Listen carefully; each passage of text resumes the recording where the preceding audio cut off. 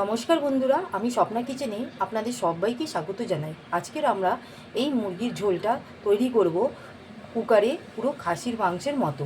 এখানে আমরা এই মুরগির ঝোল তৈরি করার জন্য 1 ঘন্টার মতন আমরা ম্যারিনেট করে মুরগির মাংসর মধ্যে সমস্ত উপকরণগুলো মাখিয়ে রেখে দিয়েছিলাম। এখানে আমরা যা যা উপকরণগুলো মাখিয়ে রেখেছি সেগুলো আপনাদের একবার বলে নেব। আমরা 500 গ্রাম মুরগির মাংসের মধ্যে বড় চামচের 2 চামচের মতো আমরা টক দই দিয়েছি, হলুদ গুঁড়ো 1 চামচ, লঙ্কা গুঁড়ো 1 চামচ, ধনে গুঁড়ো 1 চামচ, জিরে গুঁড়ো 1 চামচ, পেঁয়াজ বড় সাইজের 2টো, সর্ষে তেল আমরা 2 চামচের মতো নিয়েছি, কাশ্মীরি লঙ্কার গুঁড়ো 1 চামচ দিয়ে আমরা ভালো করে সমস্ত উপকরণ মাখিয়ে 1 ঘন্টার মতন আমরা রেস্টে রেখে দিয়েছিলাম। এখানে আমরা বলেছি প্রথমেই কুকারে আমরা এই মুরগির মাংসটা তৈরি করব, মুরগির মাংসের ঝোল। এখানে কুকার নিয়েছি, কুকারের মধ্যে আমরা এখানে সর্ষে তেল দিয়ে দেবো। কুকারটা গরম হয়ে গেলে, কুকারটা আমাদের গরম হয়ে গেছে, এখানে আমরা সর্ষে তেল দিয়ে দিলাম। তেলটা এখানে আমাদের গরম হয়ে গেছে। এখানে আমরা বড় সাইজের আলু 3টে নিয়েছি, এখানে আমরা আলুগুলো ভেজে নেব।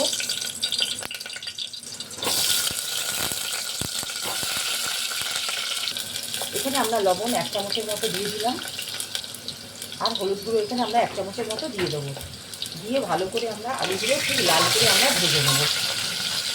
এখানে আমাদের আলুগুলো ভাজা হয়ে গেছে, এক এক করে আমরা আলুগুলো একটা পাত্রের মধ্যে তুলে নেব। আলুগুলো আমরা সব বার করে নিয়েছি এখানে একটা পাত্রের মধ্যে।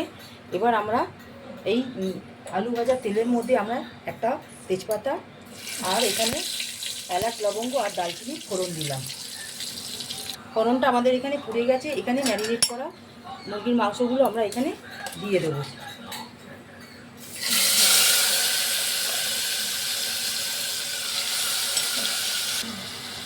সমস্ত মাংস দিয়ে আমরা কুকারের মধ্যে ওই 5 মিনিটের মতন আমরা এখানে মিডিয়াম ফ্লেমে কষিয়ে নেব ঢাকা দিয়ে।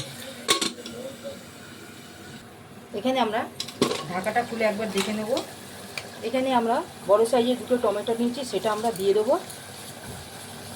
এখানে আমরা লবণটা আমরা আগে দিইনি, কারণ পেঁয়াজ দিয়েছি, পেঁয়াজের মধ্যে জল ছাড়বে বলে।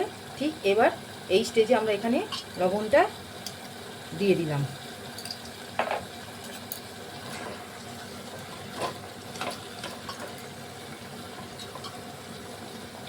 দিয়ে আমরা আরও 1 থেকে 2 মিনিটের মতন কষিয়ে নেব। ঠিক 1 থেকে 2 মিনিট হয়ে গেছে, আমরা ঢাকাটা খুলে একবার দেখে নিলাম। চিকেনটা আমাদের দেখুন ঠিক কষানো হয়ে গেছে। ঠিক এই স্টেজে এখানে আমরা আলুটা দিয়ে কষিয়ে নেব।